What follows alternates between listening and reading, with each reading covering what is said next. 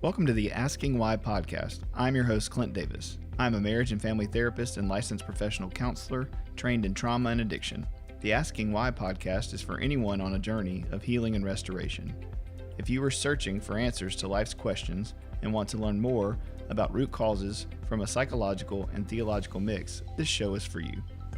In this podcast, myself and a co-host from Clint Davis Counseling and Integrative Wellness will interview guests on a wide range of topics in order to get down to the heart of the problems facing our world and understand why things happen and how to change the world and ourselves for the better. Want to learn more tips and tricks to living a healthy lifestyle? Visit us at Clint Davis Counseling and Integrative Wellness on Facebook and Instagram. If you want to meet our staff or book a speaker, go to clintdaviscounseling.com. Thanks for listening and be sure to subscribe today. All right, Asking Why, episode 50. Big number 50. All right, and big 5-0. That's right. And we got Andy Bond with us, which is a great guest for the 50th episode. Yes, glad to be back. Am I the first three-time guest? Yeah, you're the first three-time guest, man. Man, we should have worn party hats or something. I know, that's right. A little. Yeah. Welcome back, man. Glad to be back. Yeah, tell everybody who doesn't know you kind of who you are and what you do. Yeah. My name's Andy. I am a pastoral counselor here on staff. Also have a certification in working with sex addiction, porn addiction. I see clients, teenage boys, and pretty much anyone else age-wise that goes up from there. And I say, stay pretty busy. Yeah, you do. You're doing a great job, man. Thank you. Yeah, that leads us to kind of why we're doing this episode. So for y'all listening, this episode is going to be about raising teenage boys and kind of the things that they're struggling with in 2022 and what we're seeing from a clinical perspective, from a pastoral perspective. And Andy's got both of those, but also a 13-year-old boy. So give him a shout out. Yes. Oh, yeah, Drew. Yeah, he's testing the patience that I have, right? And I know I test his as well. So it's tough having that first teenager, especially one that is so similar to ourselves, right? Like sometimes I just want to punch the me out of him, and it's hard. Yeah, I bet. Yeah. Kind of like we want to punch ourselves sometimes when we look in the mirror. Absolutely. Yeah. Well, tell me a little bit about what are some of the things that you're seeing in young boys that you want to give us a wide view, and then we'll kind of key in on those. Yeah. Man. First, I guess I would say the struggles they're having with feeling accepted. It's a very isolating time with COVID and all the stuff that's been going on for, close to 2 years now. And seeing the toll that it's taken on these young men that come in and, as we'll kind of get to probably later in the podcast, the time that they've spent on their devices and how it's kind of progressed into addictions in all different areas and stuff they struggle with. Probably a lot of what I see is they have difficulty expressing their emotions. And, most of the young men I see, I start seeing them right at around age 12, I think is the youngest client I have. And the parents will bring them in and talk about, hey, this is what's going on with so-and-so. Is the focus usually on their behavior? Yes. Oh, yeah. Absolutely. It's their behavior. Right. So how do they come in and talk about that? Usually they come in and just say, these are the things that we see, that little Sam is struggling with this, and this. He's being disrespectful, all the things that as parents we can notice in our kids.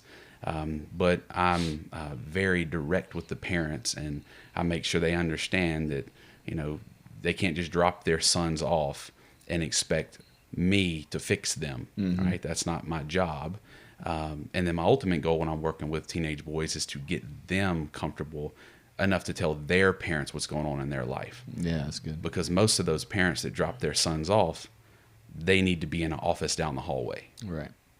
So they need to be going to therapy themselves. Absolutely. Yeah, I'd say that that's been my experience. I did in-home therapy with teenagers for 5 years and worked at the children's home and did that kind of stuff. And yeah, we call that for people listening, we call the person who needs to be in therapy, quote unquote, the identified patient or identified client. And everybody kind of goes, well, this person's got this behavioral issue, so they need help. Yep. and they don't really see systemically how they're playing into that, and that they have to be a part of that help and that growth. And Yeah.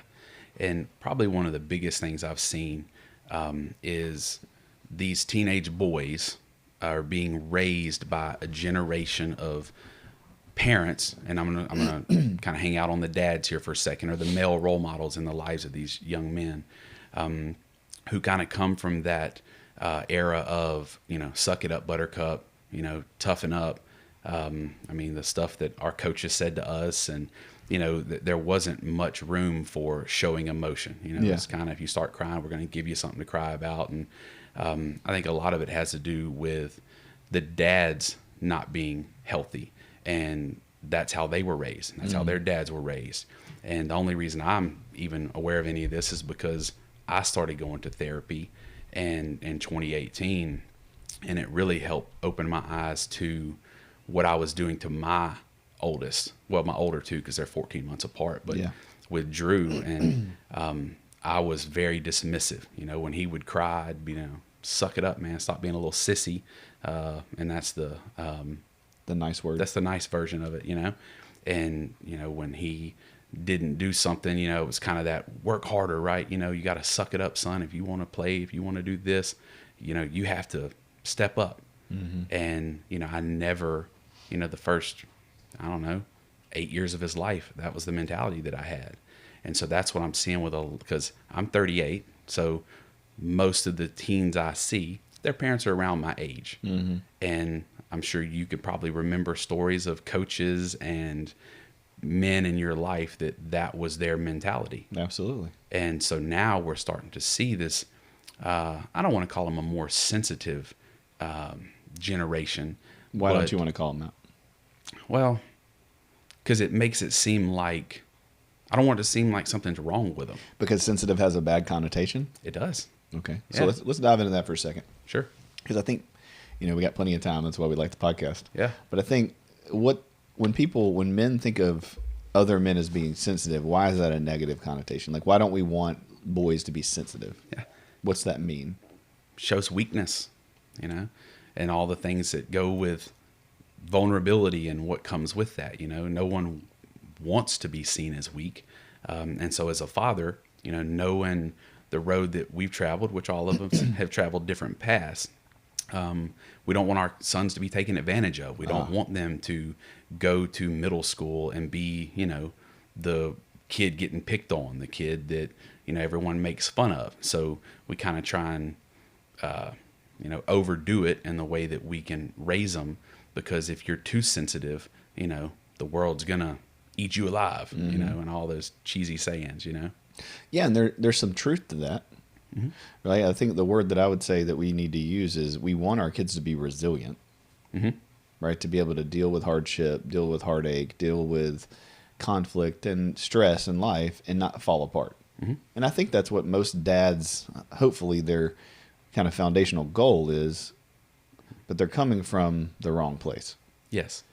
But we're also wanting our sons to do something that most fathers and even mothers aren't willing to do, because they're losing their crap on their husband or their wife, and the children are watching this. So we're expecting them to act a certain way, but we're not modeling that.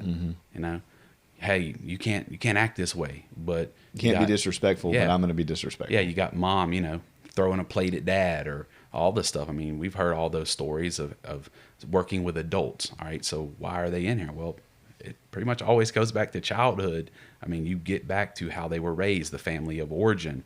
And at some point that cycle has to be broken. Right. Because when you don't know how to deal with your emotions and don't know how to sensitively dig into how you feel, then you're actually out of control. Yep.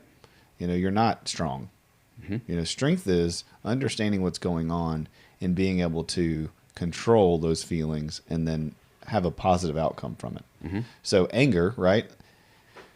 You can be angry and not act on it. The feeling of anger is not that big of a deal, right? Yeah. Like, it's not a wrong thing to be angry, but the acting on the anger is the problem.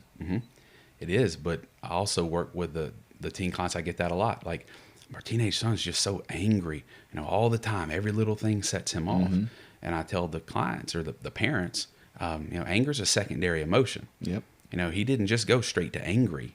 He felt, overwhelmed. He felt abandoned. He felt, disrespected, because as parents, it's supposed to be the authority figures in the house, but we're still raising little human beings that deserve respect. Yeah. And kind of like you said a few seconds ago, it's like we want to be respected, but we're going to disrespect our kids, especially our sons. And I see it all the time. Yeah, I find it interesting. A lot of times I've worked with people on like the spanking issue, and we won't get into the debate around that, but it's funny when dads and moms both are all for it when there's a boy, and then they have their second kid who's a daughter, and they're like, oh, no, we don't ever spank her, or we don't ever yell at her, or we don't ever, as if the boy has less emotional trauma than the girl. Yep. And I think that's just what we're talking about. Is like that's the cultural context in which boys are being raised in, is that their dads have never had to deal with their emotions or been allowed to. Yep. One or the other. And so there's just a belief system that boys are not as sensitive and they don't need the same emotional things as girls. Mm-hmm. Yeah. And it is a big contributor to why the divorce rate is what it is. Mm-hmm. Because these boys grow up and turn into men, which are actually a lot of them man boys, and they haven't learned how to regulate their emotions. They don't know how to talk about it. So, and I did it for so long. When I'd come home from the fire station and I didn't want to talk about how I felt. I wanted to live life, and it drove a wedge between Michelle and I because she was like, talk to me, tell me, let's talk about your emotions, because she had been in therapy before. Right. I never had. And she's a girl. Yes.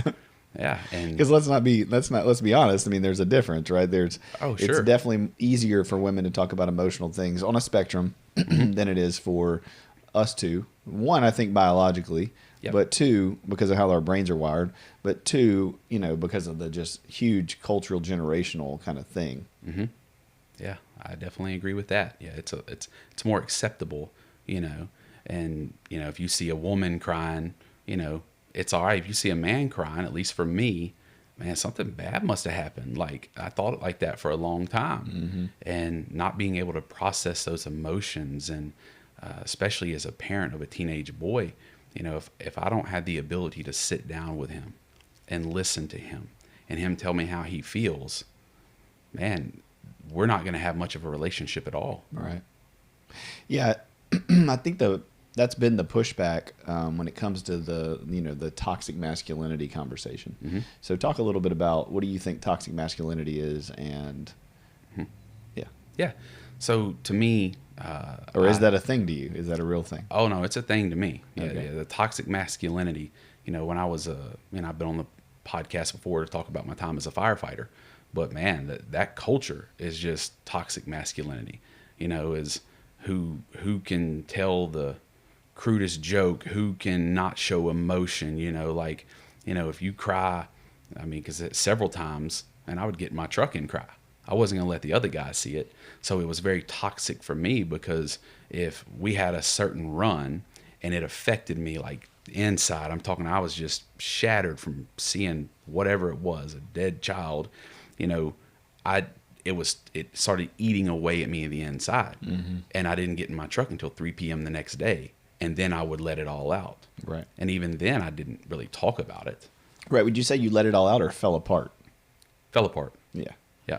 So that's exactly what we're talking about, is eventually men will cry, eventually men will break, eventually men will be weak, right? And that's kind of the problem, is that it is weak once you've gotten to the point where you can't even control it, and you can't do anything but sit in your car and cry, or punch a hole in the wall. Yep. But the reality is what we're talking about is trying to teach men and boys that the strength is in understanding the emotions, being able to be aware of what's going on internally, and to be able to kind of mitigate the damage as we go, so that it doesn't just blow up at the end. Yeah.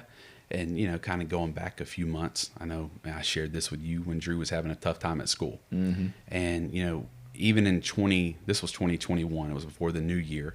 But man, it was that the boys will be boys mentality. Yeah. And, I ended up having to meet with the principal of the school.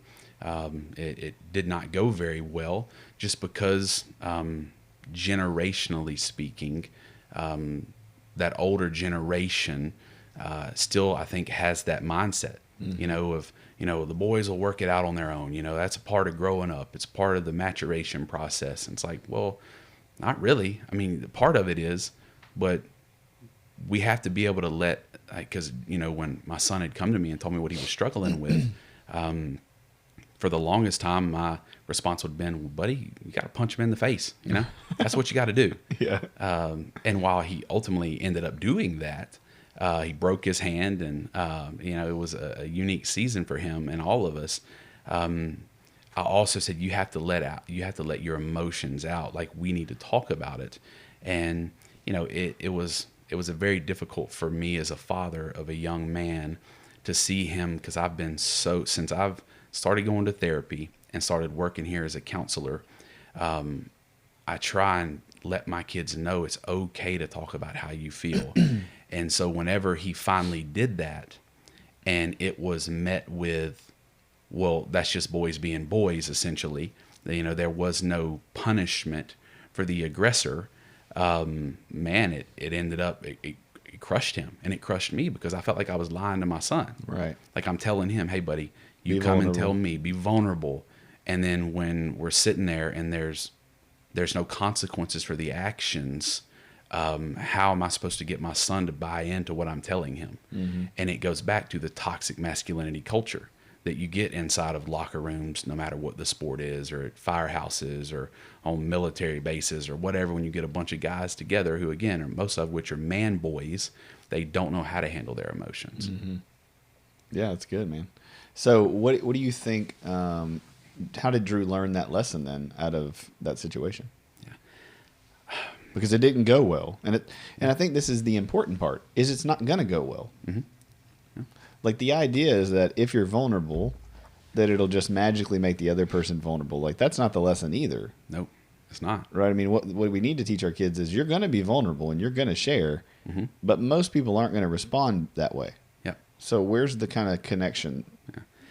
I think that right there said it pretty good. I had to let Drew know that, buddy, we live in a world that is filled with emotionally unhealthy people. Most of the time it's because they don't really know that they need help. Mm-hmm. I didn't until the walls came crashing down. I thought everything was fine. So until we know that we need help, there's nothing anybody can do for us. Mm-hmm. And so for Drew, the teachable moment in this, one of them was, buddy, you have to continue to do what you know is right. You have to handle things the right way. And then again, most people are like, well, what's the right way? Well, the initial reaction if someone comes up and says something ugly to us is to say something ugly back. If someone comes up and hits us, is to hit them back, right? Mm-hmm. But that doesn't really solve anything. It makes us feel good for a little bit. But I was able to use it to teach him that even adults, even authority figures, even me as his dad, sometimes I'm going to miss the mark and not be there to support him emotionally every time in the way that I would like. Right. Because you got, other people have stuff going on too, right? Mm-hmm. Yeah. Yeah. And so what you're pointing to is, I think, teaching our kids that early on that other people's emotions, whether positive or negative, have nothing to do with ours. Yes. Like, that our worth and value and security can only come ultimately from one place, and that's, in our opinion, from God. Yep. And that as long as he sees us as worthy and valuable and lovable and enough, mm-hmm. if someone else doesn't, it's probably because they don't think they're enough. Yes. The number one thing about bullies is they're insecure. Mm-hmm. And so if we can teach our kids through interactions the depth and, like, the understanding of emotions and where it comes from and how it plays out in other men, then it actually gives them a leg up in the world. Mm-hmm. They're going to be far ahead of the other peers and the other people who have no clue what's going on. Yeah, because when they get... Long term. Sure. Because when they get older and their boss comes in and screams at them and they haven't done anything wrong, their initial thought hopefully is not going to be, oh, I did something wrong. Mm-hmm. Maybe he just got a bad phone call on the way to work. Maybe he's got something going on with his wife. Maybe one of his kids is sick. Like, there's so much that in our society, we're very selfish. We don't extend the grace that we like to have extended to us, so it can reduce the amount of potential conflict when I realize that if someone cuts me off in traffic and flips me off, I have no idea what's going on in their life. Right. Used to, I would have sped up around them and flipped them off myself. Exactly. But what good does that do? And Yeah. now that I realize they have stuff, we have to be mindful that everyone has a story. And that's what I had to tell Drew. It's like, buddy, we don't know what these other young men go home to. Right. I don't know what their mom and dads do. Now, my experience here would tell me that when a lot of it's a learned behavior. Mm-hmm. These teen boys that come into my office have learned what they're doing from somewhere. Mm-hmm. And it's not always mom and dad. Sometimes it's brothers, sisters, cousins, school. Sometimes it's a thing that happened when they were little that they've never told anybody about, and that happens a lot. It does.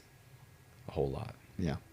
So what do you think are some other major issues that they're dealing with besides that? I mean, we could dive into that toxic masculinity thing a long time. Oh, yeah. But what else? I think like most people, comparison. Yeah. We live in a society that is full of it. It's a social media, comparing themselves to other athletes, well, I'm not as good as him, and it creates just this mindset of not being enough. And, I'll continue to refer to Drew because he's the only teenager I have now, and he's a teenage son. Man, we've tried it all. We've tried baseball. We've tried soccer. We've tried basketball, football. He's wanting to take up golf, and I told him, I was like, hey, buddy, let's just hang tight on that. Let's one thing at a time. When before, I come from a football family, like that's what we did. I played football growing up in high school, and I've realized that not every kid is going to excel where as a father I would like them to excel. Because most of your dads want their kid to be the good athlete. Not many dads are excited to take their sons to piano lessons. And it's bullcrap, but it's just the culture we live in here in the South. We are a very sports-driven culture. Yeah. And so I tell Drew, I'm like, hey, buddy, I would love to see you playing the keys one day. I would love to see you playing the guitar. Like, you're going to do something, but I'm going to let you choose what you do. Mm-hmm. And for him, there's a lot of comparison because like most people, even adults that come in our offices, they're comparing their lives to somebody else's. So I would say comparison really across the board for all of us in 2022 is something that we can struggle with, but we're kind of focusing on the teen boys today and how that affects them. Yeah. What else? Worth. I think that, again, as a father who made my son feel unworthy many times. I mean, I remember walking out of T-ball at Dixie. Drew was 5 years old, which for those of you who don't know or aren't from this area, T-ball at Dixie is almost like the WWE. Like it's mayhem out there, right? Like you have these dads, and I was one of them, like screaming at our 5 and 6 year old to run and get a ball, and then like just reaming them out when they make a bad throw. And back in those days, like, and I think still now, like 5 and 6, you get the ball back to the pitcher. Like, so usually the most athletic kid's there, the one that can catch, because some of these dads, like, as soon as the doctor's like, it's a boy, they throw a baseball at their kid. Right. It's like, he's going to be in the pros. Well, I remember leaving Dixie, and Drew, again, 5, it breaks my heart to even think about his face. And he said, Dad,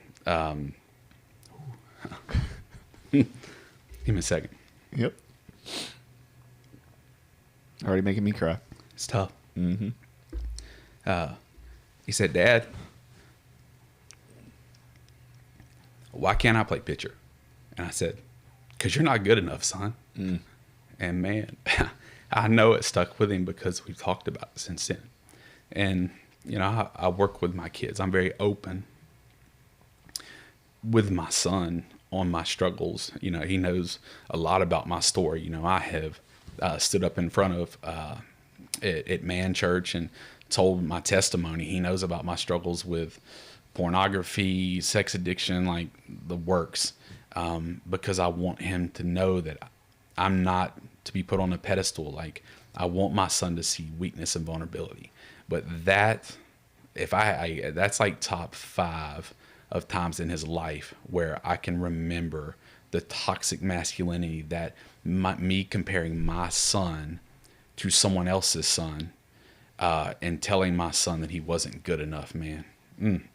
Obviously, it bothers me to this day. Yeah. Because I can't undo it. Yeah, no doubt. But I have to teach him that Daddy I didn't know then what I know now. Mm-hmm. But I also don't expect him to just forget about it. And we have to talk about it. Right.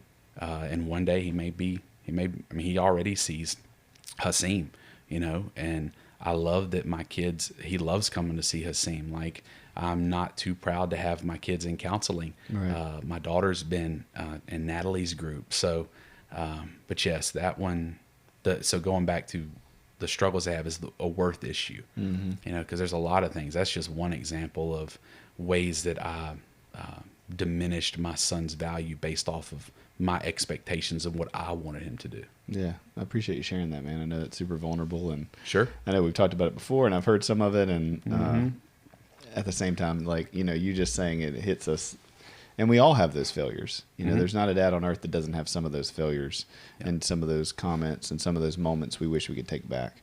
And I think the most important thing is what I've seen you do, and what I think is such a testimony to the gospel and the work God can do in therapy and just in life is, that was a rupture.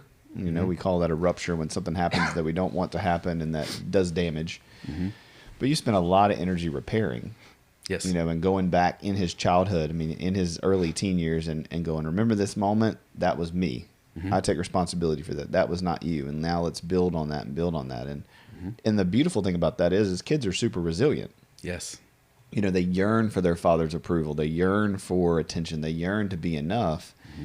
And if you'll just tell them they are, even if you've said they're not, and you'll play that out consistently, then you repair that and rebuild that, neuropathway, rebuild that brain, rebuild that trauma. And, they don't have to let it be a thing that affects them the rest of their life. Sure. Because you've repaired it. He's not going to be in college thinking about the time he was on the pitcher's mound and going, well, yeah, my dad, that might have been true. He's going to have 100 other scenarios moving forward that remind him that was not. Yes.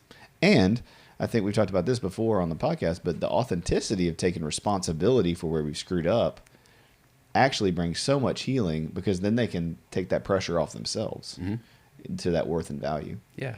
Well, and, I think teaching our sons and our daughters, but again, this podcast is more aimed towards teen boys, to embrace their failure and fail with grace. Yeah. Because one of my favorite movies is Gladiator. And whenever Marcus Aurelius is going to name Maximus the new emperor of Rome, right? If you haven't seen that movie, it's wonderful. Spoiler. Don't watch it with the kids. And his son, who's played by Joaquin Phoenix, wonderful movie, comes to him, and the dad breaks the news to him. And the dad tells his son, he says, your failures as a son are from my failures as a father. Mm-hmm. And I love that saying, because if I can't be vulnerable with my son about my failures, my struggle with opioids, again, I got a list like most people. Yep. But my son knows about that. That way, when he comes to talk to me, I have credibility with my son, because I am so open with my story. I got nothing to hide. And that's another thing I teach him, is that when you get out in front of these things, the enemy, the devil, he has a shame gun for all of us, right? And so when we step out in front of it, whether it be with our failure, just anything else that causes us shame, and we bring it out to the light where it can be healed, we essentially take that one shame bullet away from him, out of his gun. And so the more transparent we are and the more vulnerable we are, and we don't have stuff to hide, the less he is going to be able to attack us, because he's never going to stop lying to us, but we don't have to willingly give him the bullets to shoot us with. Yeah, it's super good, man. Yeah, and there's two scriptures come to mind. One is learning to boast in our weaknesses, and why do we do that? Because we don't have ego. Yeah. We can admit that we have weakness. right? Instead of pride that says we don't have any, and I need to be tough, and I need to be strong, and I need to push through, and I don't need to let anybody see. Like, as a Christian, you can't actually be biblical and live that way. Mm-hmm. Correct. To follow Christ, to follow the way, you can't cover up all your insecurities. You actually have to boast in them, because the goal is to make it about Jesus and his sacrifice and his, healing of you and your sin and your burdens and your baggage, not hide it like they're not there. Yep. As if you're good enough and have done enough and are strong enough not to have any weaknesses. And then the other is confess your sins to one another and then be healed. Yep. There's nothing like sitting down with my friends and confessing to them the things I've done in the last week that I wish I wouldn't have done. And until I get there, it's just running through my head. Yep. Satan's shooting that gun. Boom, you did this. Boom, you did this. Boom, you said this. Boom, you failed here. And I know now enough to kind of put on the armor and go, and that's not true. But man, until I share it with a brother, and they go, oh yeah, me too, I did that same thing this week, or here's my things that I failed at, or here's what I've done, the just release. You're right. It takes, he's like, I ain't got nothing to shoot at you with. This is a really funny analogy, but you remember the movie 8 Mile? Did you ever watch that? Yeah, of course I watched 8 Mile. So if you haven't seen 8 Mile, you might not know what I'm talking about. But at the end, again, spoiler, if you haven't seen it, it's on you. Eminem is in this rap battle, and you got, the major bad guy, Papa Doc, and then you got Eminem and Rabbit. And there's like these 3 battles that happen at the end to see what happened. In a rap battle, you talk trash to each other, and you call them out on their weaknesses, and you call them out on their failures, and you call them out on their insecurities. And so they go back and forth with this. And at the end, Eminem has to go first, which is the hard part, because you give him all the information. Well, he just says all the terrible stuff about himself. Yep. And he says, I'm a piece of white trash. He says, I'm a bum. I do live in a trailer with my mom. That's right, yeah. I'm a piece of white trash. I say it proudly. What else can you say about me? I watched that movie like a couple weeks ago. For Love sure. that movie. Yeah, and so it's just so good. He lists all these things out, and then he hands the guy the microphone. And the microphone, he just holds it, and he has nothing to say because Eminem's already said all the trash that he could talk. He's already admitted all of the horrible things about himself that he knows he's going to say. Yep. And it's like, that's the same thing we do to the devil. I think I've never thought about it in that way until right now, but I think it's great. Yeah, it's like that's what we get to do is by confessing and sharing and being in true community as men. There's nothing else to say. Yep. And I can say that now. I mean, I remember, what was that? 2000, I'll say 11 or 12, I'm guessing. But when Ashley Madison broke online and everybody's emails came out and their names were on there and their debit cards were on there, and people found out that these men were. The biggest thing is like, well, that's just what got shown. You want to show your last year's, history on your search bar? Yep. You know what I mean? Like everybody acts as if their history's clean and they don't have any problems when they're judging other men and other people. But the reality is we all got stuff. Every one of us. And teaching our young men, our teens, that we have to expose those things. Yes. Again, getting out in front of them. Like B-Rabbit did. Like, I'm not gonna let you say this about me because I'm gonna put it out there. Okay, because people are probably thinking it. So let's call it out, man. I love going elephant hunting, man. I'm the first one to bring out, talk about an elephant in the room. That's right. It's good, man. All right. I know one of the things that we talk about all the time is just social media, technology, pornography. So talk about that a little bit. About what do you think? We'll go back through these, but yeah. Now let's take it from the top, man. Social media. It doesn't matter what platform it is: Facebook, Instagram, Snapchat, TikTok. It is a cancer. And I had social media for a really long time, but after learning from you, Clint, so much and the statistics, and I think I texted you this about 2 or 3 weeks ago. I've texted you this before, but just recently I was like, dude, I thought you were blowing it out of proportion, man. Like, I thought you were just a doomsday tinfoil hat, social media is the devil dude. But I would say 50% of my caseload stems from people who are on social media comparing, and that makes them feel like they're not enough. So yeah, social media and what people see versus reality, we know it's not real. Like, even people, and it is gaining a little more traction as far as understanding that's the highlight reels of people's lives. Right, that's the thing people have heard now, right? You're Yes. comparing your normal life to someone's highlight reel. At some point, someone's heard a pastor or somebody talk about that. Yes, but let's take it from a teen boy perspective. The ones that are athletes. So if you have one that, they put their highlight catch of middle school football on their own Facebook, right? Like everybody's like, man, this kid's an awesome athlete. And he may be. But what they don't show you is the 15 balls he dropped before that as he was trying to make the catch. So watching a kid, Drew likes to watch sports videos on YouTube. So as he's watching them, I'm like, hey, buddy, it says highlight reel right there. Like that means that is the high points of it. So social media, that's all we get. And these parents that allow their kids to have loaded weapons and get on social media and don't check behind them, man, it's job security for you and I, but it's doing so much damage to these young men, comparing themselves, just like it is to us as adults, right? I'm not just picking on the teen boys. It's all of us. And, I think the difference is, I was going to say not to interrupt you, but to interrupt you, is that for the first time in human history, kids have actually had access to it. Mm-hmm. We've talked about this 100 times, but, yes. They're never in the world and in the history of the world have boys been exposed to this level of comparison. Yes. And you take something like TikTok, which, in my humble opinion, TikTok has pornography on it. Well, yeah. Like there's child pornography. Yes, absolutely. Yeah. Oh, God. You're going to get us canceled. Yeah. But man, it's what they see on there, right? Is they're scrolling and seeing these dancing women, girls, that have all these likes, and we're going to have to spend some time on the pornography and what all that is doing to affect these young men. But something as innocent as TikTok started out, right? It's like just people doing dances to music and what it's turned into, or Instagram, like all of the stuff that they are exposed to, right? That, like you said before, they didn't have that, when I was a teen boy. I mean, I remember being 12 or 13. And once I understood and figured out that Victoria's Secret catalogs or Sears catalogs came in the mail, man, I was like the mail checking son of a gun, man.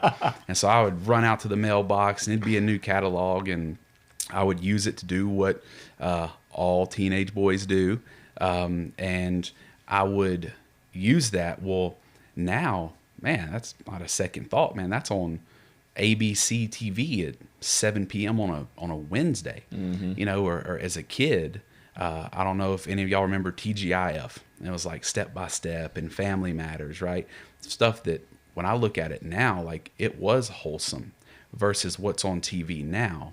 So yeah, I think there's a sex scene on public television every 7 seconds or it's something like that. Yeah.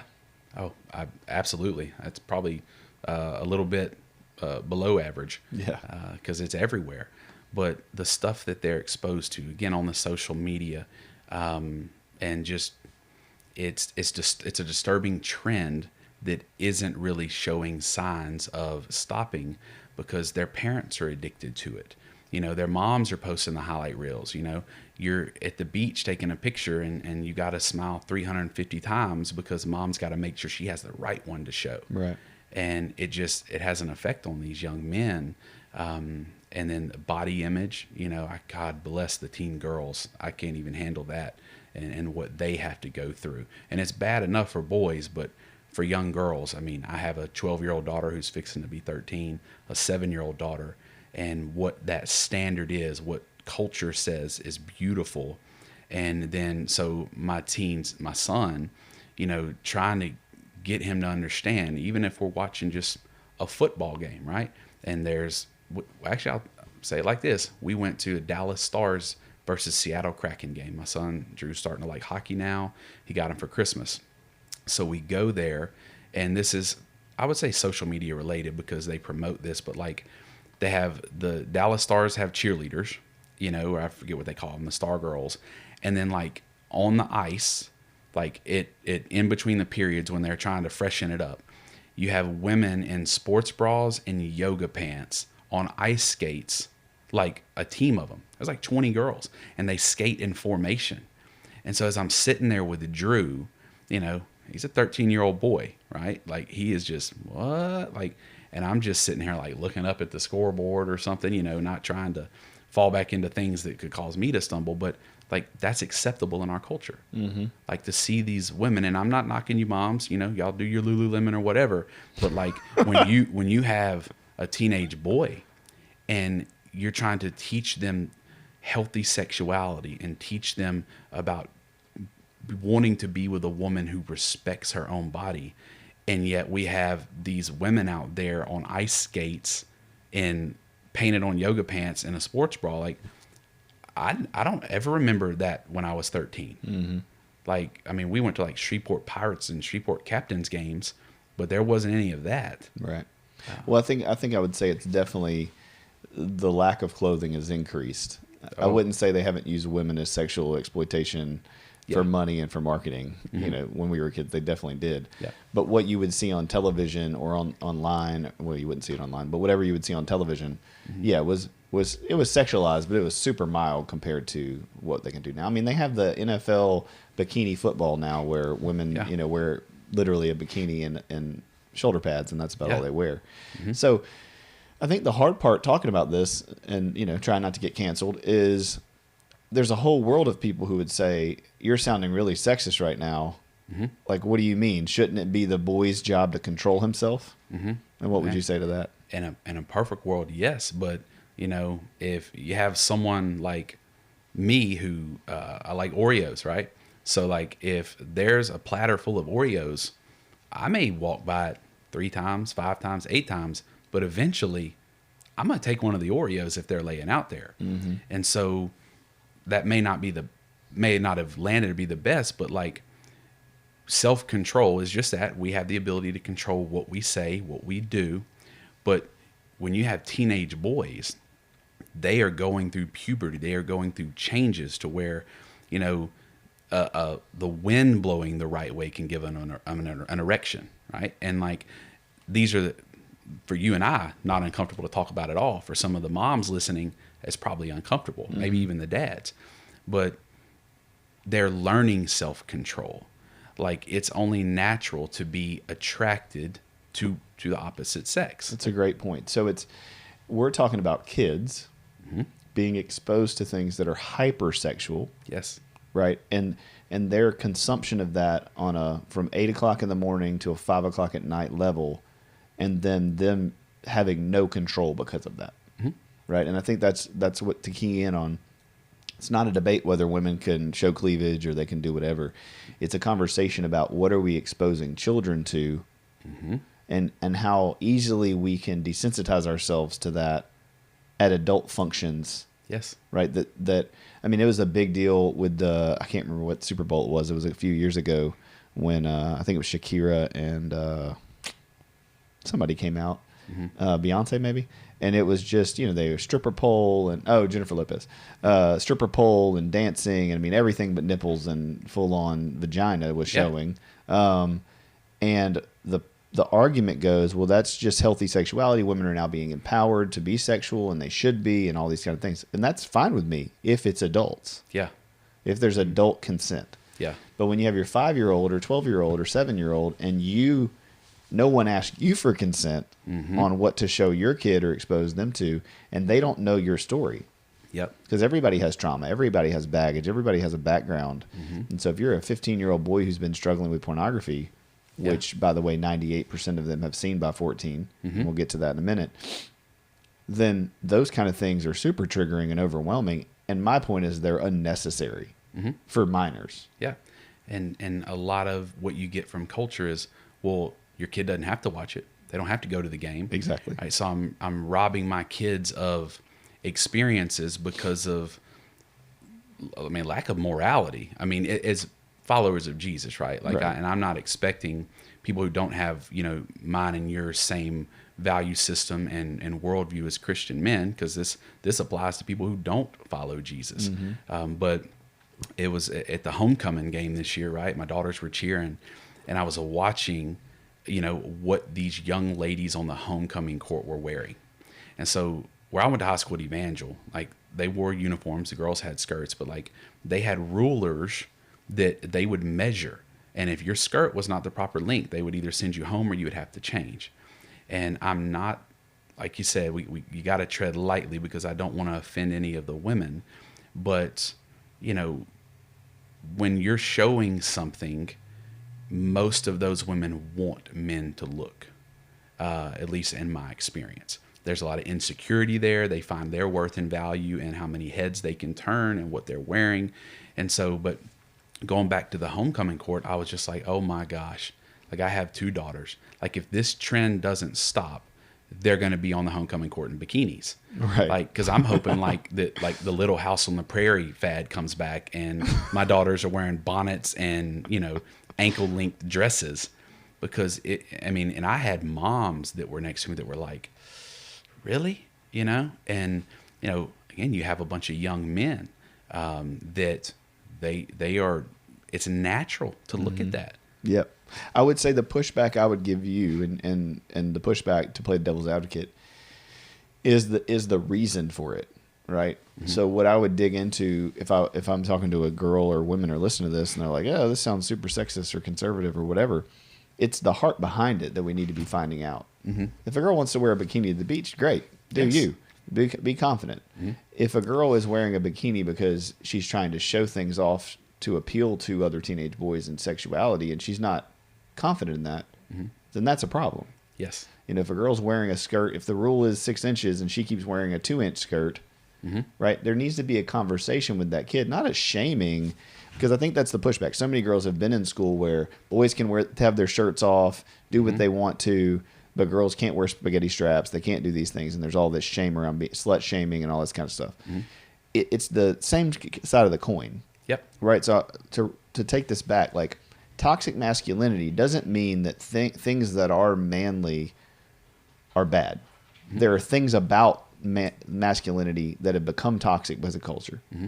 We're saying the same thing. I think you're trying to say the same thing about women, that both cultures, men and women, have toxic parts of them. Mm-hmm. Not all of it's bad. That doesn't mean that every time you show off your body or you wear a bikini or you wear something that shows some leg that you're being a slut or that you shouldn't wear that. Mm-hmm. We're talking about, for teenage boys and teenage girls, the why. Yes. Right? The digging into let's not just accept it as culturally normal. Mm-hmm. Let's ask why these things are happening. Yep. Why minors, right, 14-year-olds, 13-year-olds are allowed to wear that type of thing. Yep. Right? Not, is it right or wrong, or should they do it, or how should people treat them? Mm-hmm. That's not the argument. No. But the reason that I believe that they're wearing it is because that's what their moms are wearing. Like they're making it okay. And everyone is entitled to their own opinion, their own convictions. I highly encourage any of our listeners who are disciples of Jesus to follow your conviction. Mm-hmm. If you feel comfortable wearing that, wear it and rock it and be good, because it is not your fault if someone else can't control themselves. But if you dangle the carrot long enough, you're going to get a response. Like there is a natural desire from young men, especially in puberty. It doesn't really stop there. Like to be curious, and this kind of could transition us. I forget what order, we're going, but like talking to our kids. We're off the rails now, baby. Yes. We'll just keep going. Yep. You're going to get canceled on episode 50. That's right. But talking to our kids about our understanding of healthy sexuality, because that's subjective, right? Like depending on what your religious background is, depending on what your beliefs are, there's not an actual handbook. Even the Bible itself, it teaches about sexuality, but we have perverted it and we have taken it and we kind of pick and choose what we want to apply. Absolutely. But there's not a you can wear this inch skirt. Yes. Yeah. There's not that. It's interpretation. And again, I tell people to go based on their convictions.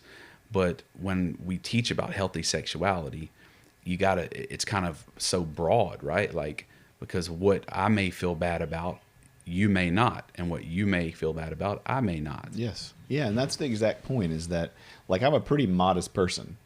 Like, and that comes from a lot of things. You know, I never felt comfortable changing in a locker room or being in my underwear around other guys during sports. It wasn't until I joined the Army where you're forced to just get in the shower with like 20 dudes and it's fine. And then I got used to it and it wasn't that big of a deal. But even now I'm modest. Yeah. Where some people are not. You know, that goes into dress and culture and all those kind of things. And then again, nudity in and of itself, if you live in Africa, not a big deal. You know, but if you live in America, so there's a cultural context and a norm and an expectation, and there's all these things. So the conversation about this that we're trying to have is hard because there's all these little landmines that you have to cover so that somebody's not offended or upset. So somebody's saying, oh, well, you're saying girls can't wear what they want to, or boys are going to be, you know, taking advantage of them. No, that's not what you're saying. No, you know, and you've made it clear.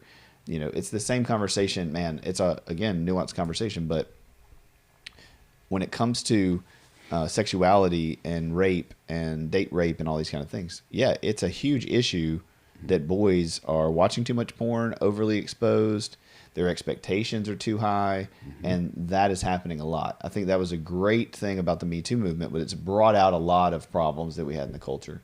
And I tell boys all the time when, you know, I've spoken at Evangel and other, you know, I'm like, if a girl's not asking you, please have sex with me, you shouldn't be having sex. Yep. Because you know, it's teaching them consent.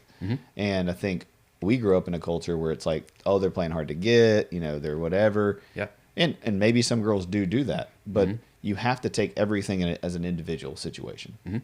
You can't just cast this wide net and say, well, all girls who dress this way are doing it for this reason. And I would say as a listener, you need to, what we're asking you and challenging is that with your boys, with your girls, that you ask good questions about why those things are happening. Yep. Why am I letting them on TikTok? Why am I okay with my teenage daughter getting on TikTok without a bra on, you know, in a t-shirt and doing a dance video? Yeah. Why is that okay? Why is she wanting to do it? And what are the pros and cons to that? Because we do live in a community. Yes. We do live in a world. But I think people are misinformed with, and what we're trying to do is inform them, but misinformed with how damaging and how consequential this culture that we're creating for boys and girls is.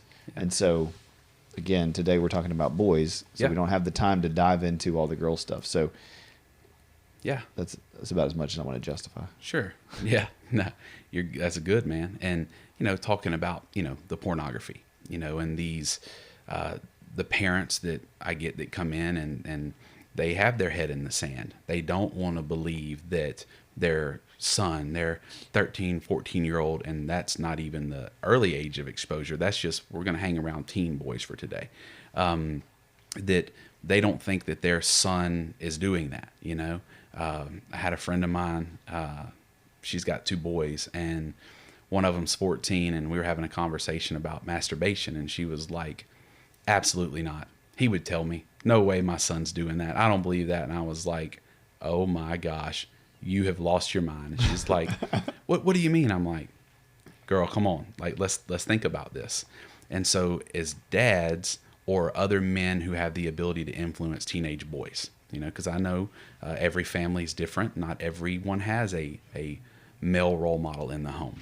But all of us as men, whether it's in church or as a coach or whatever, have the ability to help these young men have a better understanding of healthy sexuality. Because, you know, our candid conversations that you and me and Ross and Lanita and other CSATs, or in my case a PSAP, can have, they make some people uncomfortable.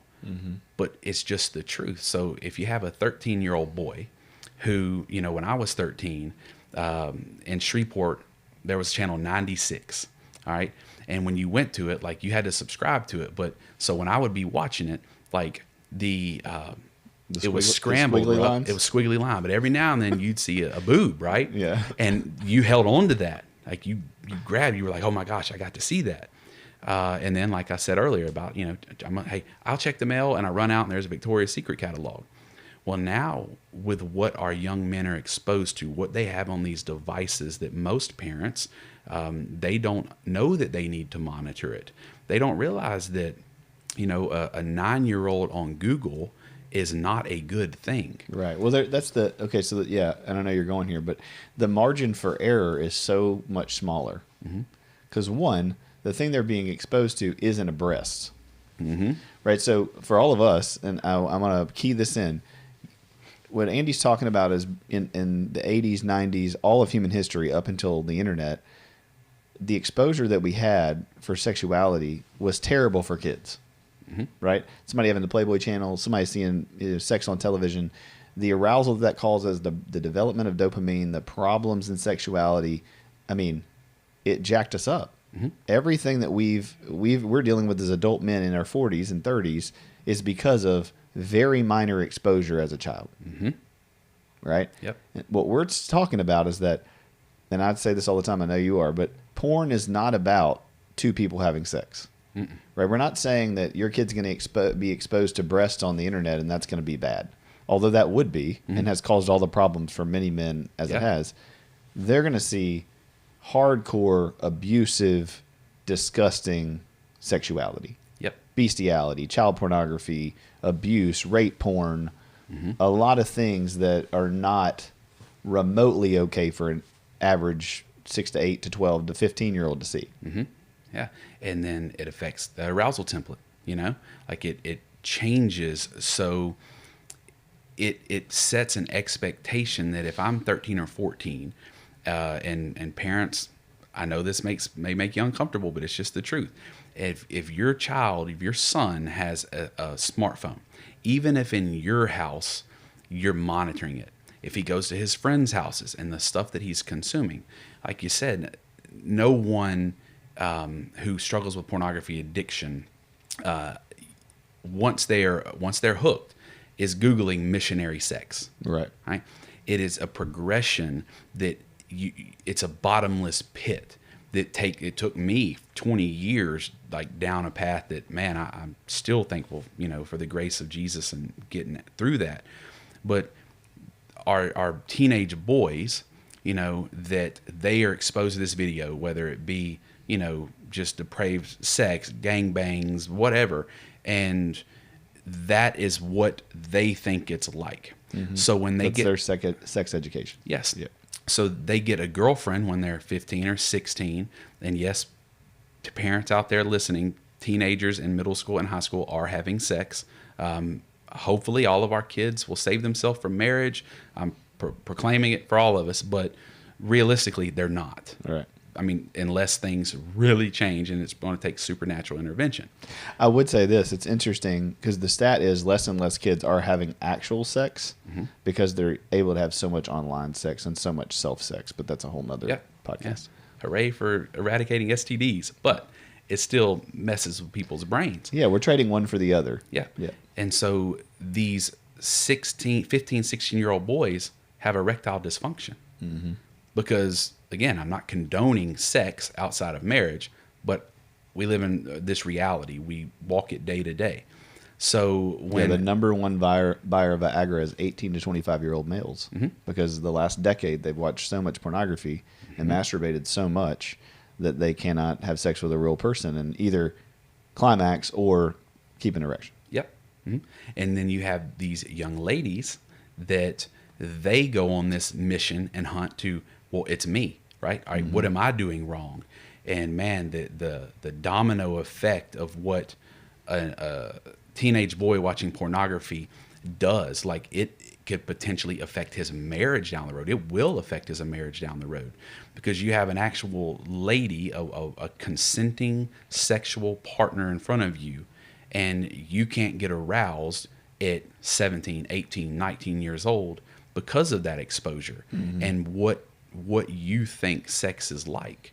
Yep. And this is, dads, I'm coming for you right now. Most of you are watching it as well. Yep. And I mean, you may be able to roll the stat on that, but 76% of Protestant males in the last month. Yes. Right. All right. So that's a lot. So that means if we got 100 people in a room, 76 within the past month have looked at pornography. And that probably, I would think that statistic is based off of actual naked people, not TikTok, Instagram models, right? That's because they're old. Yeah, that stat's probably 5 years ago, 6 years ago. And we haven't really done any more research in the church on that. But yeah, you can't kind of categorize what is arousal, what is pornography, because it's just, naked people having sex, that's porn, but no. 18-year-old, 20-year-olds on TikTok with no clothes on is still pornography. It is. Yep. Yeah. Or can be used as. Sure. And because it doesn't take much when you're 12, 13, 14 years old to get you aroused. But dads out there that are doing it, don't think that just because you are that your son's not, because most early exposure comes from in the home. 89%. Yes. So I remember one of the guys I went to high school with, his dad was an OB. And I remember he was like the most popular house because there was literally like Playboy subscription next to the toilet. Oh, yeah. That was super common. Yes. And so, man, as a 16-year-old kid, man, going hanging out at so-and-so's house, man, and it's just like Playboys everywhere. Like his mom knew about it. I mean, it was accepted. And I know his dad wasn't using it for medical research, I'm certain, right? It was the articles. Yes, always the articles. But again, that was the kind of starting point for many men in our generation that are dads now. And so we get that. We're not saying that you're a monster if you struggle with pornography. Lord, if you're a man in this culture, we all do. We all have to have safeguards, and everybody fails and everybody screws up to some degree. But being honest about that with other men in your life, getting control over it, getting healthy eliminates the exposure that your kid can get. It's hard enough already that our kids are going to get exposed to it. You definitely don't want it being you who does it. Yes, and talking to our kids about what they're exposed to, because most men can probably approximate the age where they first started to masturbate, and realizing that I got a 13-year-old, Drew and I have these talks. Is he going to do it? Yes. Am I going to encourage it? No. And it's teaching him that it's okay to explore your body. So as a teen boy, biblically, the Bible really doesn't say anything about masturbation. Right. And my belief is that masturbation itself, and again, this is just Andy's belief, is not a sin. It's what we're thinking about and what we're looking at. Because if you have someone who's never been exposed to it, and then all of a sudden a young man starts to explore his body and it feels good. Well, it feels good. I'm going to keep doing it. I personally don't think that the intent is there. I don't think that is sinful. Now, as a 38-year-old man, if I decide I'm going to masturbate and I'm looking at something I shouldn't, or I'm going back through the Rolodex, right, and going back there, yes, that, in my opinion, is sinful. And I know we're not talking about it. We're not going down the spiritual trail because we could be here forever. But just realizing that, dads, you have to talk to your sons about it. And before you can talk to your sons about it, you have to come to the realization that looking at pornography is affecting you. I get couples in my office all the time with intimacy issues, young couples. Yep. And they're like, well, my husband, he's just always too tired. Well, no, he doesn't have to work for it when he sits in front of a computer. It's easy. It's fast.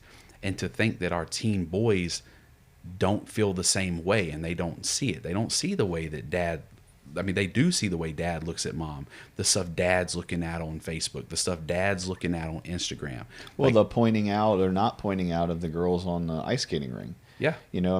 If you're a dad who sees that and points it out to his son, or points out an attractive woman, or talks about someone's breast, or talks about how somebody looks, or catcalls, or there's 100,000 things that I've experienced as a child and as a teenager that I've seen men do. Yeah. Those are things we have to stop doing as followers of Jesus. Yes. And what we're communicating to our sons is that's perfectly fine. We're objectifying women or men. We're objectifying these situations. And we live in a culture where that's always happened. It's still happening, and then you have the steroid injection of pornography, which is more addictive than cocaine. Mm-hmm. It is.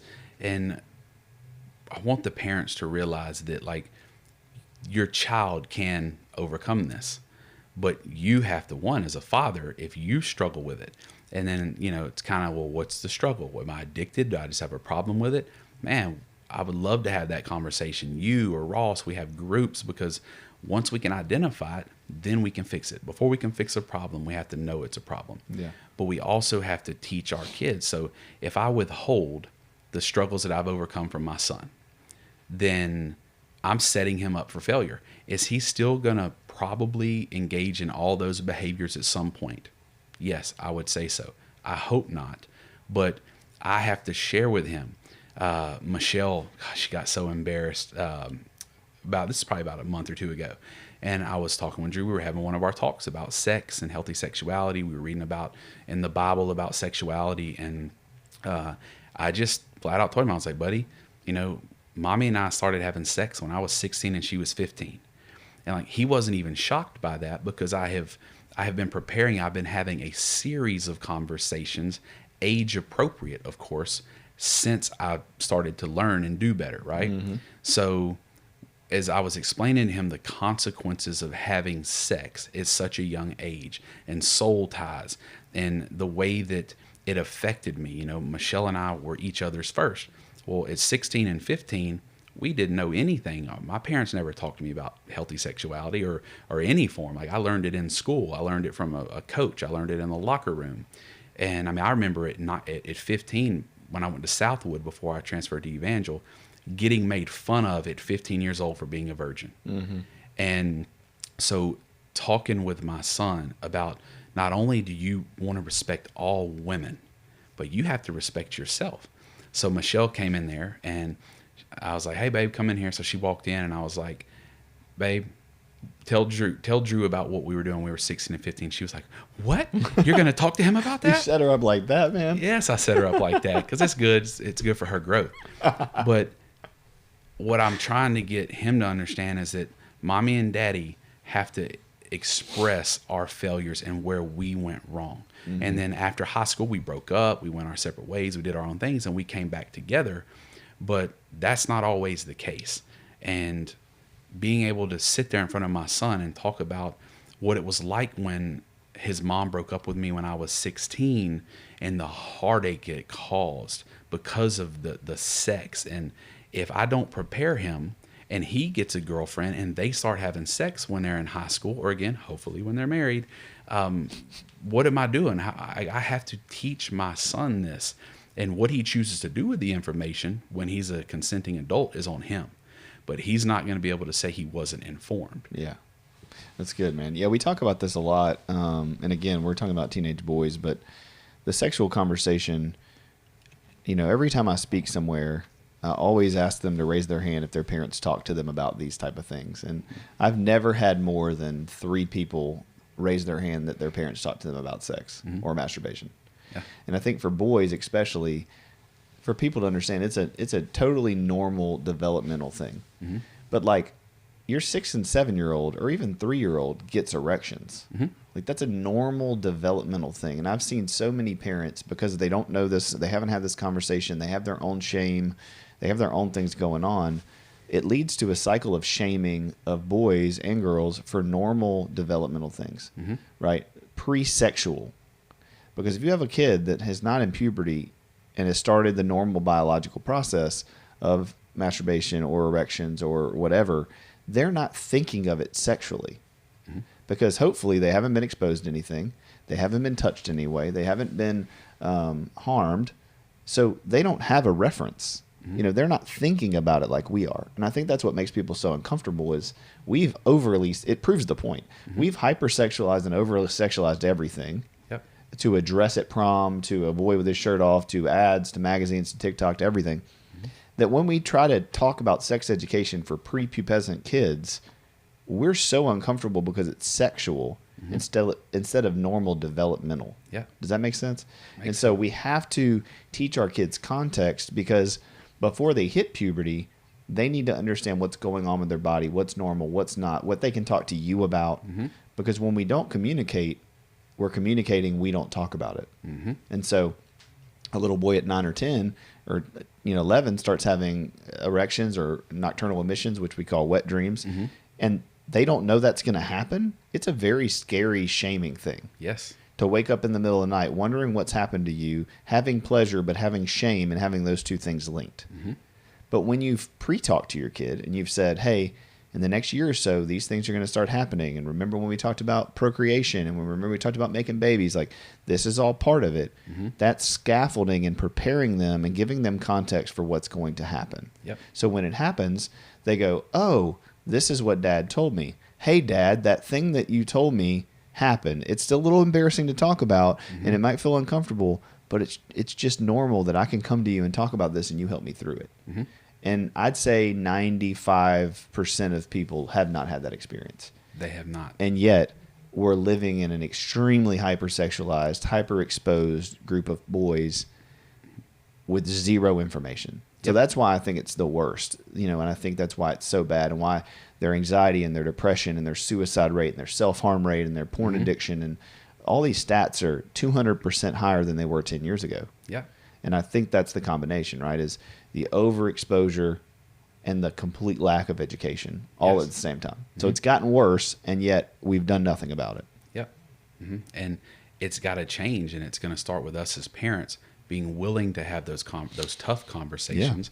And parents who are listening who don't feel comfortable, come and talk to one of our clinicians about how to have that conversation.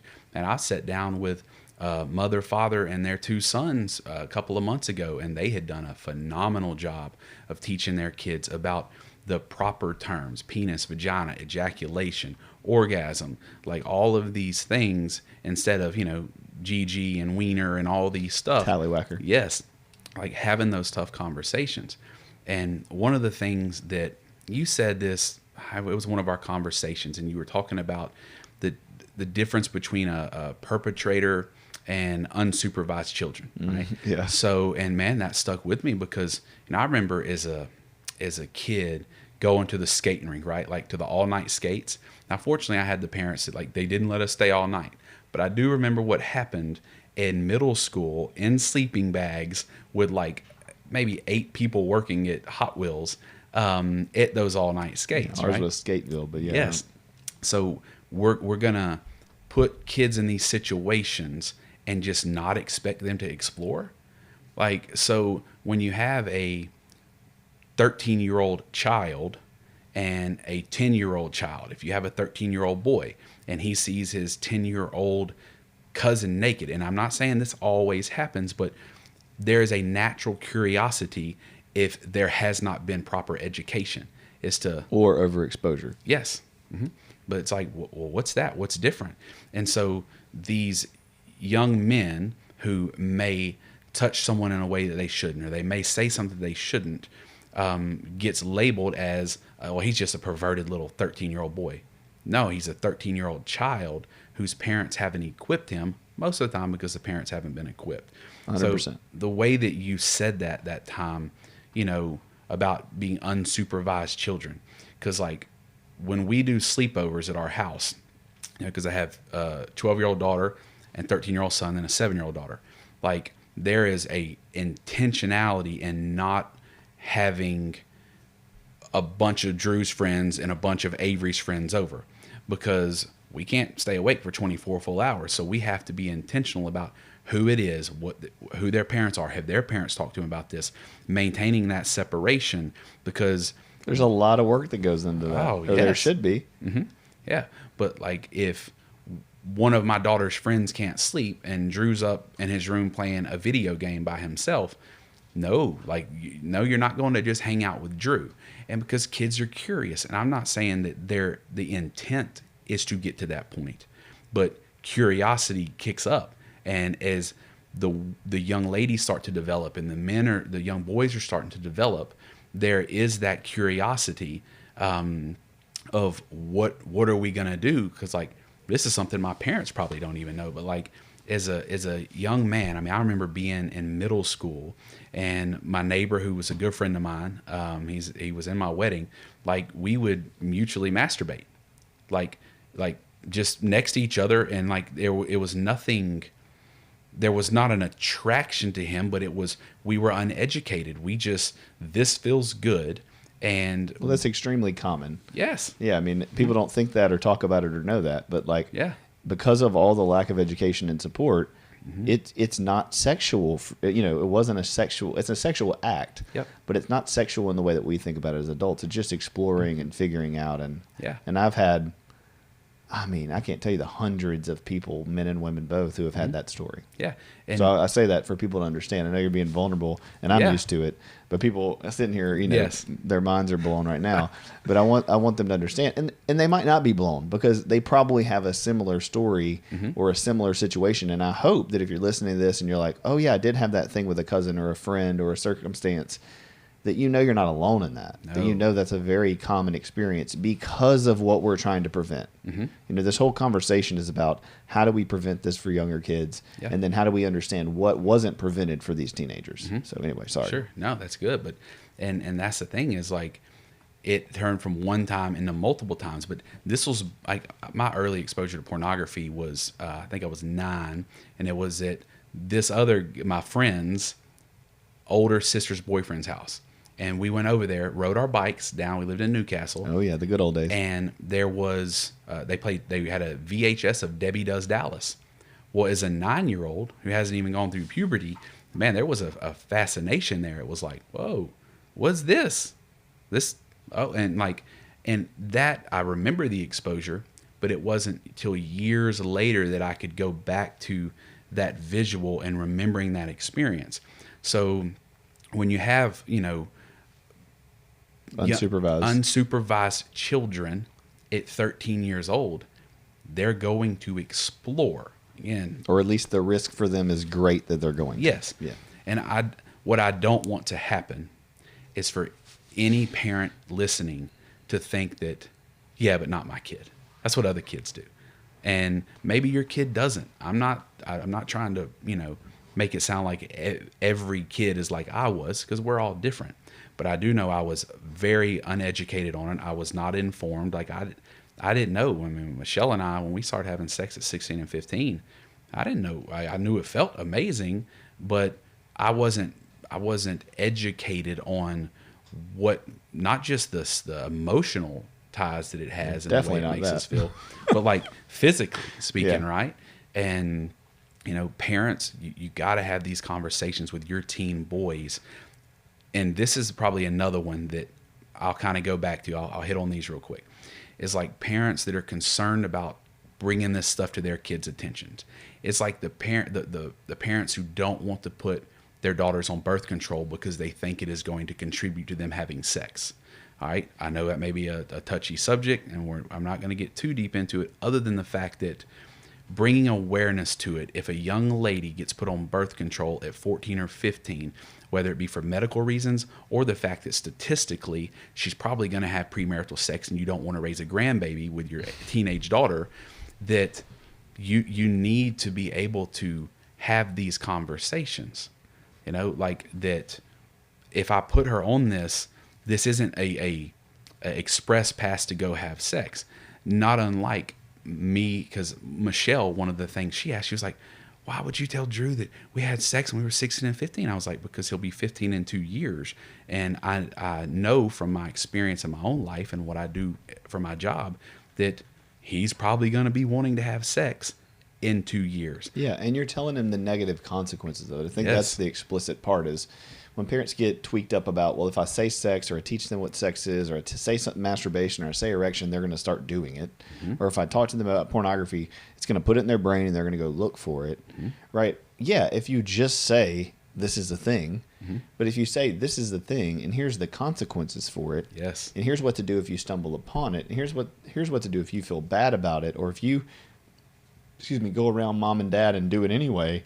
I want you to know that you can come and talk to us about this, and I'm not going to shame you, and I'm not going to throw you out of the house, and I'm not going to yell at you, but I am going to help you then put boundaries in place where you don't have that circumstance happening. Right. And so it's a robust conversation. But again, if you haven't processed your own stuff, if you have no clue how you feel about it, like you were talking about whether it's a sin or not a sin, people have to come to their own firm foundations on what their beliefs are first in order for any of this stuff to happen. So whether you do or don't believe it is, you need to have a robust idea of why that is. So when you're talking to your 15-year-old, it's not just don't do it. right? Or I'm not going to say anything at all. Yep.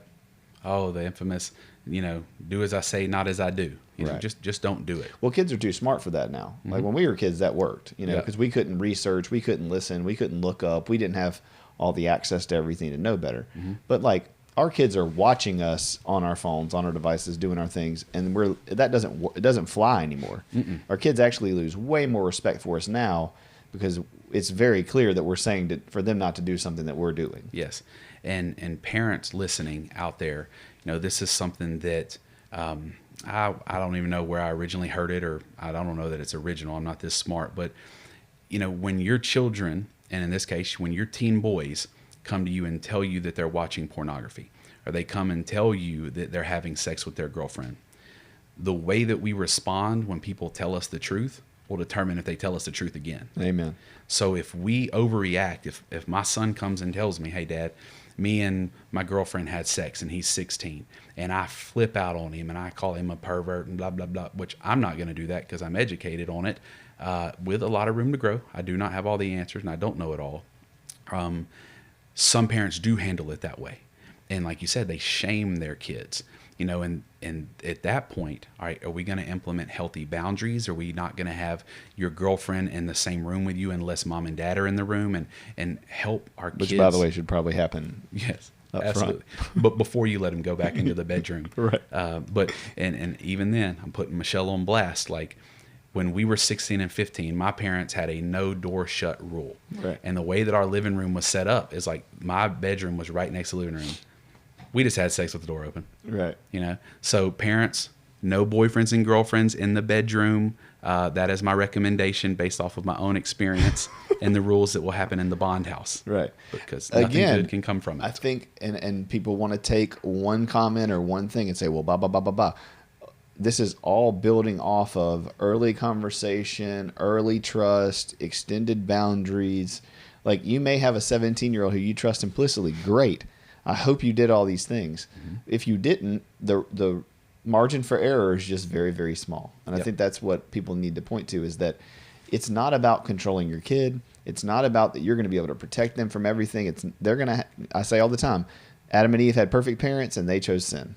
Yep. So even if you do it all right, your kids are going to mess up. It's about, or they're going to make decisions that they think are best at the time that they find out aren't the best. But having these conversations with our young boys, educating them, preparing them, is so that when they are exposed to it in the world, they are equipped to know they can come talk to you about it. We can make better choices in the future, or different choices in the future, and what it says about their worth and their value. Yes. And so many of the guys we sit with and the women we sit with who struggle with affairs and sex addiction and masturbation addiction and pornography addiction, it all started from all the things we're seeing all these teenage boys having happen literally right now. So for us, I know for you, we've talked about this, it's terrifying because we see adults and we see the ingredients that are going to bake the pie. Yep. Right. And right now, all we're seeing is a 10-year age group from 10 to 20 of all the ingredients times 3,000. And we're just looking in the next 5 or 10 years and going, we know what this is going to make, but we actually don't know how bad it's going to be because all we're looking off of was 10 years ago, and the ingredients were a lot less and a lot less potent and a lot less spicy. And so we're trying to get people to see in the midst of this new cultural development that, like, we're trying to scare you a little bit because the reality of the consequences of not doing anything is going to be far greater than what we're sitting in right now in 2022. Sure. In 2032. Yeah. And, like you said, you brought up a very honorable, respectable 17-year-old boy, right? Like that parents can trust him. He does it all right? So he starts to date a 17-year-old girl. Well, the 17-year-old boy's never had sex, but the 17-year-old girl had sex when she was 15, all right? So now she may want to engage in it, all right? There are not many 17-year-old boys that, even though he didn't get into the relationship with that intent, he's got his parental purity ring and all this stuff, that when they're driving home and she reaches her hand over into his lap, that he's just going to be like, you're disgusting, get out of my truck. No, it ain't going to happen. So it's not so much about what we teach just our kids. We have to make them aware that other people's actions can make them do stuff that they know they shouldn't do, which is essentially what sin is, right? Exactly. Like we know we shouldn't do it, but we do it anyway. Right. And so it's preparing them for things that are going to happen so they can have self-control, so they can learn to defer their rewards, so they can learn that, the way of life is not seeking all the pleasure in the world and all the extreme in the world, but is figuring out how to do what's best in relationship and connection with other people. It is. And I think that, again, goes back to teaching children that sex is about connection and intimacy and vulnerability. And for young boys, if we've just taught them being vulnerable and sensitive and mindful is all weak, mm-hmm. then when it comes to sex, all there's left is pleasure. Yep. All there's left is, I'm going to do what I want to do and do me, because I'm not going to talk about feelings. Mm-hmm. I'm not going to talk about emotions. I'm not going to be vulnerable. I'm not going to say I'm scared or I didn't like this or this hurt or this wasn't good. Mm-hmm. Like, it takes emotional capacity to be able to do all those things. Yes. I tell teenagers all the time, if you can't talk about sex before, during, and after, you shouldn't be having mm-hmm. it. Yeah. So if you're mature enough to have a conversation about what do you want to do? How do you want to do it? Mm-hmm. Hey, is this okay? Do you like this? What's good? And then afterwards being like, was everything okay? Are you okay? How are you? Mm-hmm. And I don't know a teenager who's mature enough to have that conversation about anything, much less something so pivotal as sexuality or sex. No, not at all. And this is something that, God, he gave us sex. It is a gift. He knew what he was doing when he created it. There's a whole book in the Bible about how awesome it is. Like, it doesn't feel like sandpaper for a reason, right? Right. Like, it was meant to be pleasurable, but we have perverted it. But one of the things that I think of is that in my life, and that's really all I can base my experience off of, it because it's personal, is the things that have brought me the most pleasure have also brought me the most pain. Mm-hmm. And most of them is sex, right? Sex is the only act, the only sin we commit against ourselves. Mm-hmm. Isn't that what it is? Or I forget how Paul words it, but yep. And it's yes, the only sin we commit against our body. Against our body, that's right. So yes, this has been a podcast about teen boys and their struggles. And I think the reason we spent the majority of the time on here is because that is probably the top struggle. 100%. It's definitely the number one. I mean, you say you only use your personal story, but we work with people all the time. And I think the benefit of being a clinician is we see people, black, white, Asian, Hispanic, cross the culture, cross socioeconomic status, cross denominations, cross religions, non-religious, mm-hmm. and they're all dealing with these things. Yes. So the idea that you could do a youth conference right now in 2022 and not touch on pornography, not touch on safe sex, not touch on, the shame that comes with all of that, or on social media, is abhorrent to me. Mm-hmm. When the research says that 98% of them have seen it since 14. Yes. Before 14. Yes. And I'm going to go to bat for my dad's men in relationships here. Ladies, when you listen to this, if your husband or your boyfriend, your fiance is struggling with a porn addiction. Or just a compulsivity. Yes, or a compulsivity.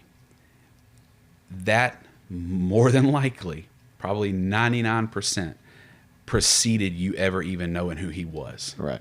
So if and when he comes to you and says, hey, this is something I struggle with, realizing that depending on the depth of his addiction and how long he's been into it, it's not about you at all or what you're not providing him. It goes back, if he was exposed at 8 or 9 and he's been watching pornography for 15 or 20 years, yes, you are affected by it. I agree. But you can't shame him because the mindset of... Well, you can. Oh, yeah, you can. You shouldn't shame him. Because, again, going back to the way you respond when people tell you the truth will determine if they do it again. Mm-hmm. If your husband comes to you and tells you this after listening to this podcast and says, hey, we need to go talk to, little Sam because I've been struggling with this, don't throw his stuff out on the driveway. Yes, those are natural responses. There is betrayal there, but I just want you to, I hope this is making sense.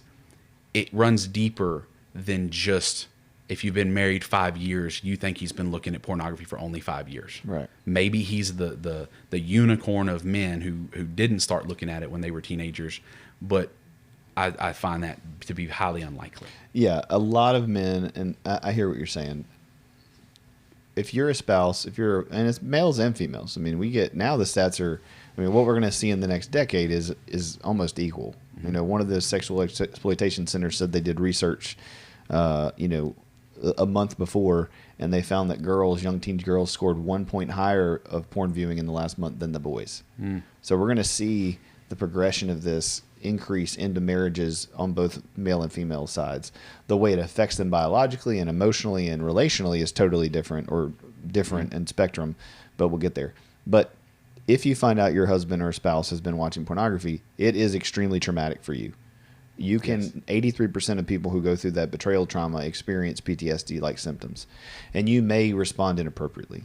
What we're trying to tell you is try to limit responding that way. But if you do respond out of that trauma and out of that panic, when you get in a regular mind and you get on your own and you have a moment, just remember that although it's super damaging and it is a violation and it is a lie, that what we're trying to point to is that this whole culture that we've created where men aren't allowed to be vulnerable and share and talk has created a splitting of personalities where what you do in private as a little boy and what you grow into and what you do normal is extremely shameful and brings suicidal thoughts, suicidal ideation, the things that maybe you've seen online or watched online or masturbated to online. You feel like you cannot ever talk about that, or people will disown you, abandon you, leave you. And most likely someone has caught you and shamed you and called you gross. And the neurological damage and trauma that caused you, there is no choosing to just tell someone.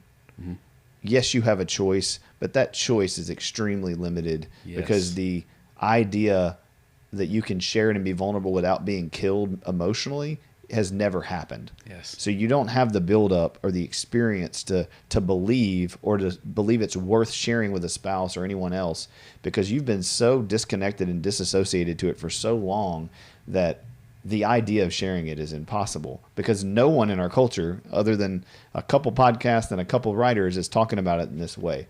And so the best thing you can do is please call someone here, call someone who's a CSAT, and start the process together in therapy before having any big conversations. Yes. Stop right now if you hear, tonight or this week and go, okay, I don't need to go and ask my spouse if they're dealing with this. We need to get in therapy and let them help us unpack this over time so that I don't do any damage, they don't do any damage, and we can recover. Yes. You said that perfectly. That's what I was trying to say. No worries. I'm just not as articulate when it comes to it. Well, I've had a few more years in talking about it than you have. Ladies, it's not your fault, but you have the ability to determine the outcome and the level of health. And like Clint said, getting in to see a CSAT, or someone who's trained in sex addiction, just going to a random person for therapy, it's better than nothing, but sometimes that can be more damaging. Absolutely. I've had so many men say, we went to this other therapist, and the female therapist told the wife if she caught me watching porn that I should leave him. Yes. Or that you should get a divorce, or that's grounds for divorce, or they're disgusting, or you don't deserve that. And no, you don't deserve it. But let's not jump to kicking people out and misunderstanding the circumstance. No, and one of the illustrations I give for that is, if I need heart surgery, I'm not going to go to a podiatrist. Right. I'm not going to go to a shoulder doctor. Yes, they're all medical doctors, but what is their training in? So when you have a CSAT or a PSAP or someone with a legitimate certification from a sex addiction training, if you are struggling with infidelity, betrayal trauma, porn addiction, love addiction, any of those things, seeking out someone who specializes in that, because if not, like you said, you have the therapist, if he watches porn, you got to kick him out.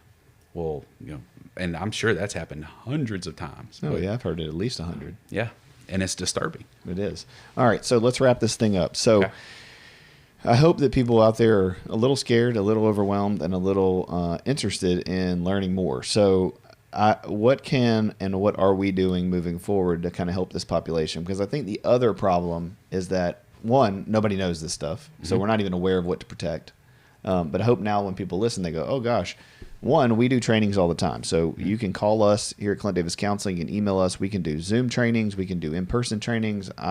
fly out all over the place and talk about this stuff. Andy's a great speaker. Ross is a great speaker. Anybody who works in this realm, we can come and talk to your youth group, to your pastors, to your business, to your school, whoever. We're booked up all the time to do this, and do it in a gentle way, in an educational way, so you can start to change the impact of this stuff. But in our office, Andy, so you want to talk about your group coming up? Yes, I plan on right at around early March, because I got to get all my ducks in a row scheduling wise, but I'm going to do a group for 6th to 8th grade boys and a group for 9th to 12th. Yes, in that area you have, maybe 12 to 18. I don't want to have a group with, 6th grade boys in there with boys that are senior in high school. Right. So that's why I chose to separate it. And I'm still working on the format, but it's going to be probably an 8-week long group, and we're going to have essentially a curriculum where we talk about certain things each week, and I can present it with the parents and say, hey, this is what we're talking about today. If your son chooses to talk with you about this stuff, good. If not, let it be. Right. So here, maybe some questions that they can ask them, yes. some things that they can know. Mm-hmm. Because as a parent, I know these conversations can be uncomfortable. Not everyone can sit here like Clint, myself, Ross, Lanita, again, people that have been trained in sex addiction. I know Tyler's going through it. Olivia, yes. Oh, her podcast was great. But we have to get ahead of this, because this is what essentially is going to keep us in business for a long time, is not understanding the sexuality and what it does. So, well, this is the real pandemic. Oh my gosh, yes. But my hope in the group is to get boys who feel like they're the only one feeling that way, because there's healing in community. Yep. To be able to talk about it. It doesn't matter what school they go to. And I will probably cap it at probably 8 boys, because I want to be able to have enough time to spend individually with them, in a group, and let's talk about it. And then at the end of that 8 weeks, I'll see how each of the groups went, and then hopefully continue that. And as more stats come out and I become better at it and understand more, using that to build off of it. But that's the plan, is to have a group for 6th to 8th, 9th to 12th, to sit here and talk about this stuff. And again, I know there's parents out there that they just don't want to have these conversations. And if you're not willing to, I know 2 guys sitting right here that will be more than happy to. Absolutely. Well, Andy, I appreciate you coming on, man. Yeah, glad to be the first 3-time guest. That's right. Number 50. Trifecta. Any closing comments or thoughts that you... Yeah, I would just say, for those of you with the Christian worldview, those who follow Jesus, just continue to rely on him. Raising children, whether they're teen boys, teen girls, young boys, young girls, is hard. There's no perfect way to do it. No matter how hard we try, we're going to screw up. But we have to remember how Jesus looks at us, and he loves us unconditionally, no matter what we have done, are doing, or will do. And we have to have that same mindset with our children, and the grace that we want to be given, we have to give out. And just don't ever forget that Jesus loves you, and going to him with these struggles when you're having to have a conversation about your child having sex or getting pregnant or any of the things, none of this is surprising him. And so we have to remember, as Christians, those of you who are listening to this, we have to go to him. He is the one who can sustain us and heal us. Yeah, that's good, man. I appreciate that. And if you're still on here and you're listening and this was triggering, go take a walk, go drink some water, go take some deep breaths, call your therapist, call a friend, because this stuff can bring up a lot of our own childhood stuff. And as we learn and kind of peel back the layers in the onion, we go, oh man, that is me, or that was my experience, or I didn't realize that was trauma, or I didn't realize this was the case. And we just want you to know there's help available. There's men and women here who can walk you through those things. If you can't find a referral in your state or your area or your country, please email me at clintdaviscounseling@gmail.com, and we will go on Psychology Today. We'll find people on our CSAT network to help you and your family. And then the last thing I'd say, Andy, is just, this conversation's hard, and it's nuanced, and, we don't cover it perfectly. We don't sit here knowing all the answers, when it comes to sexuality and boys and girls and all those things. And our goal is to just have the conversation imperfectly, to start conversations. Yes. To start a dialogue, not to be didactic and say, this is the way it is, and you have to do it this way. But there are some things that we just want you to peel back and think about before we just live in a culture, in a world in which we just assume it's fine, and we don't understand or even ask, why are we doing these things? Yes. Why is this a thing? Mm-hmm. If we have great reasons for it, and they're healthy, and they're God-given, and they're good for people, great. But we just should at least be asking, why is it that we allow our kids? Why is it that we allow this dress or this talk or this language or to watch these things? And we should have really robust, good reasons for it. So that's what I would challenge parents, is just stop living with our heads in the sand, and because we don't know, or we're scared to do the wrong thing, or because we're uninformed about it, allowing things to go on. Get some help, get some information, call out for somebody who won't shame you, who won't think you're a terrible person. We all screw up. We all mess up as parents. No one's perfect. So don't let that keep you from asking questions and doing the right thing. So episode 50, I think that was a good one to get it going. Guys, thank you for listening. Please subscribe. Please share. Please email in with encouragement or questions. We'd love to clarify anything. So if there's something that you didn't get, or you didn't understand, or you want any more information about, please email me, clintdaviscounseling@gmail.com, and I'll be sure to say, this is what we meant, or this is what we were trying to say, or clarify any points. We definitely don't mind doing that at all. So God bless you, and have a good week.